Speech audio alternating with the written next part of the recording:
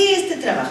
Pues bueno, porque básicamente porque es un tema que a todos los que nos hemos dedicado a los derechos humanos pues nos obsesiona, porque es el tema, es el patrón estructural. Y bueno, yo algunos antecedentes hoy en la mañana que estaba yo preparando esta charla, yo me estaba acordando. En el año 1980 yo estaba al frente de Amnistía Internacional, sección México, y llegó un personaje muy famoso ahora que se llama Roberto Cuellar, que es el director del Instituto Interamericano de Derechos Humanos. Venía con una misión de abogados en esa época, la primera misión de abogados que venía a investigar el tema de la tortura, de la desaparición forzada, de la violación a garantías procesales, etcétera, en esa época de los opositores políticos en México. Bueno, pues todavía era la guerra sucia. Y me acuerdo muy bien que tuvimos una larga conversación, yo los recibí, bueno, pues era una misión de amnistía, yo los pastoreé un poquito, y Roberto me dio sus conclusiones del viaje y se me quedaron grabadas toda la vida. Me dijo: Marie-Claire, él venía de El Salvador, venía de trabajar con Monseñor Romero, o sea que de experiencia tenía. Me dijo: Marie-Claire, este es un país extremísimo, porque aquí, dice, los presos políticos no se defienden con la ley, no se utiliza el sistema penal ni el sistema jurídico para defender a los presos. Aquí todo se negocia, y se negocian los presos políticos, se negocia la libertad, se negocian los derechos básicos y esenciales de las personas. Y eso, me dijo, es gravísimo y va a costar mucho trabajo revertir eso. Eso me lo dijo en enero de 1980. Dijo: ya estoy un poco ruca. Entonces, pues para que nos demos una idea de cuán profundo es esto, ¿no? Entonces fue así como una de esas conversaciones que se te quedan grabadas para toda la vida, porque dices: wow, ¿no? Entonces me dijo: tienen que empezar ustedes a defender casos. Bueno, pues nos tardamos 10 años, el movimiento de derechos humanos se tardó 10 años en poder generar los instrumentos mínimos, esenciales, para empezar a defender algunos casos. Y todavía me acuerdo ya cuando armamos la Comisión Mexicana de Defensa y Promoción de los Derechos Humanos y empezaron a llegar las primeras víctimas con historias terroríficas, los abogados me decían: no se puede hacer nada, no hay nada que hacer.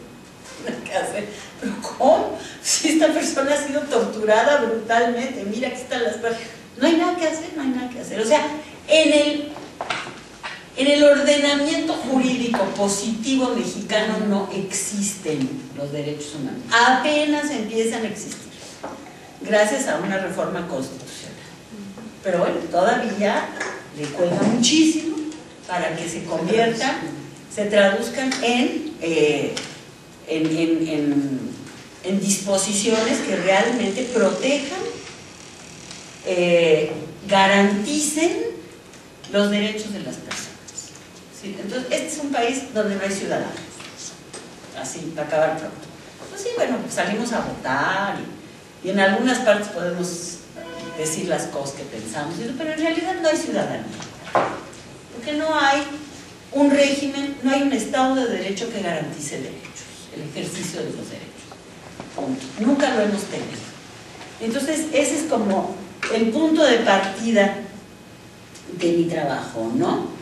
En el año 1990, perdón, y me estoy clavando mucho en los antecedentes, pero sí quiero enfatizar que esto es un problema profundo, ¿no? En el año 1990, America's Watch, ahora Human Rights Watch, hizo su primer informe sobre México y se llamó Los derechos humanos en México, una política de impunidad. Bueno, me releí el informe ahora que estaba yo escribiendo el libro y ¿sabes qué? No ha cambiado absolutamente nada. Digo, es más grave lo que nos ha pasado, es más grave, es decir, los números son mayores, mucho mayores, pero lo que analiza America's Watch en esa época y lo que está sucediendo ahora no ha cambiado en nada. Sí, ya no matan a tantos miembros de partidos políticos de oposición. Eso sí. Ahí ha habido un pequeño avance, ¿no? Pero hasta ahí, todo lo demás, en el combate de la delincuencia, en el combate a la delincuencia organizada, en la criminalización de la protesta social, en todo lo demás, seguimos con los mismos patrones de violencia, de represión y de impunidad. Y de inmunidad, porque de la mano de la impunidad va el fenómeno de la inmunidad. La inmunidad de la clase política, la inmunidad de la oligarquía, la inmunidad de los blancos, de los mestizos en las regiones indígenas. Pero bueno, esas son como las marcas distintivas de este país, ¿no? Bueno, a lo largo de los años, bueno, mi paso por el gobierno de Fox también fue en ese sentido muy revelador, porque ingenuamente pensaba yo que era un problema de voluntad política. Y pues yo les quiero decir, digo, a mí me tocó tratar de resolver un puñado de casos que ya habían pasado por el sistema interamericano. Y sí, en los primeros años yo tuve mucho apoyo, tuve apoyo del presidente de la República. Y sin embargo, sí liberamos a algunos presos y todo, pero no pudimos hacer absolutamente nada. Las leyes, el sistema jurídico, todo. Entonces, bueno, todo esto me fue llevando a tratar de entender que uno de los problemas centrales en México es el problema del acceso a la justicia y la ausencia de un Estado de Derecho democrático. Bueno, la ausencia de un Estado de Derecho, diría yo, y por supuesto menos uno democrático.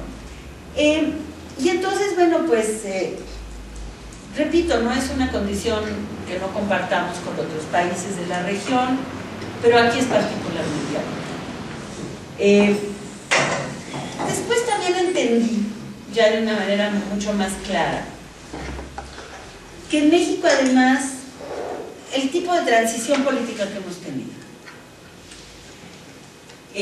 con relación a este tema en particular, es decir, hay otros países de la región, Perú es un caso como muy ejemplificador, porque son un país con unas desigualdades sociales, étnicas, económicas brutales, con una historia pues, de militarismo y de represión y de violencia muy grande.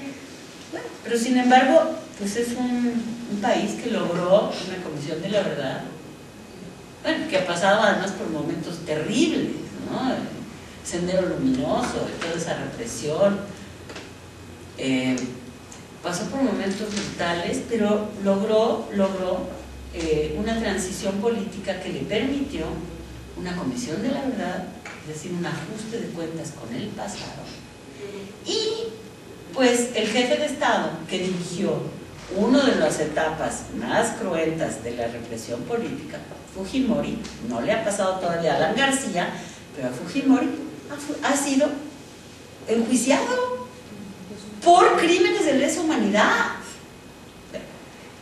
Y entonces ya cuando uno empieza a mirar lo que ha pasado en los otros países de América Latina, se dice, bueno, aquí sí hubo un avance en el combate a la impunidad, por lo menos de las atrocidades graves, masivas y sistemáticas, porque hubo un pacto político que lo permitió.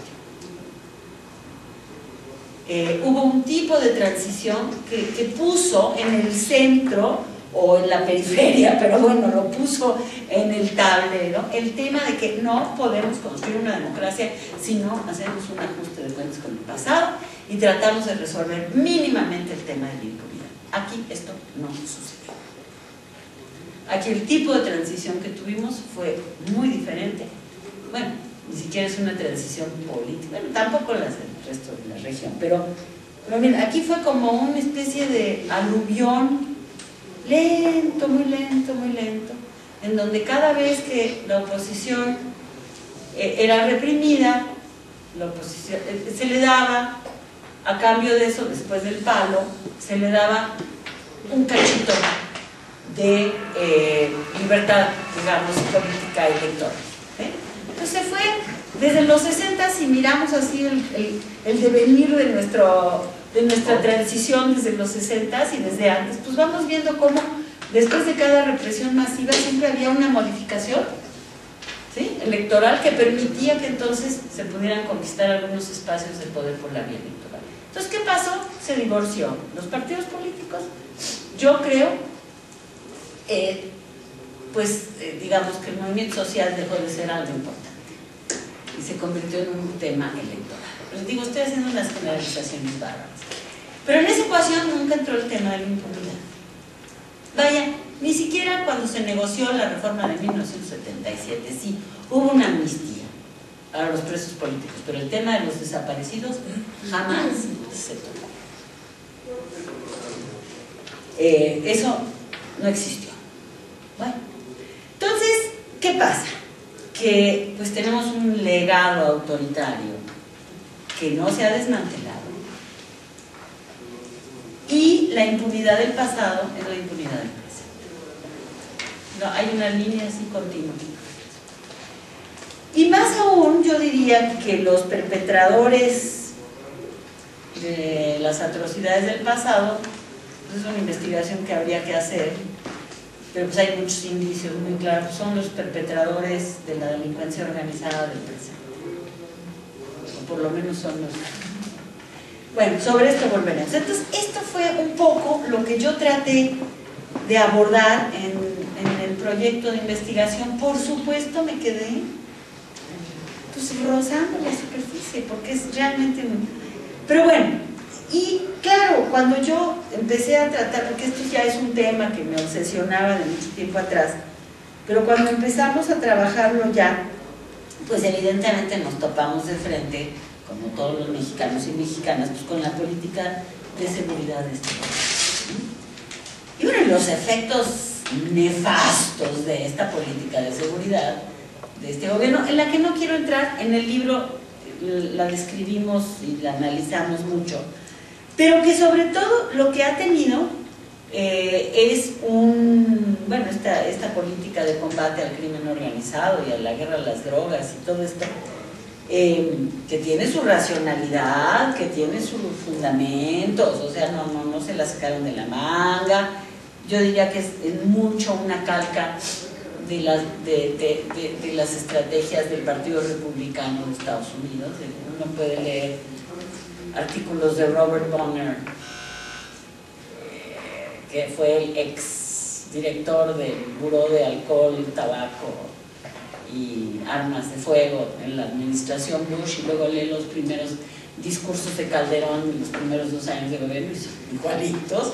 Entonces digo, evidentemente, en fin, ahí hay mucho que hablar, pero yo ni soy experta en eso, ni me quiero meter en ese tema. Lo único que sí quiero decir es que los efectos de esta política sobre la seguridad han sido brutales. Ha habido un incremento de delitos violentos, pero así, a partir sobre todo del año 2007. Les voy unas cifras que saqué de un trabajo de Una Jaimes, de la organización México Evalúa, que acaba de sacar un informe de indicadores de victimización muy bueno, se los recomiendo. Y bueno, la tasa de homicidios a partir del año 2007 se ha incrementado en un 25% en el país. La de secuestros en un 132%. Y luego va más atrás y el tema de la extorsión, porque, bueno, es que no me quiero meter mucho en los datos, pero ellos estudian desde 1990 hasta 2009 las cifras, y entonces lo que es muy interesante es como en la época de Cedillo hay un incremento enorme de todos estos delitos, incluso llega a su pico, y después a partir del 2000 las elecciones de Fox y todo el periodo de Fox empiezan a descender y se estabilizan estas cifras y luego vuelven a subir. La única cifra que no tuvo ese comportamiento fue la de extorsiones. Es decir, desde la época de Cedillo ha crecido un 208%.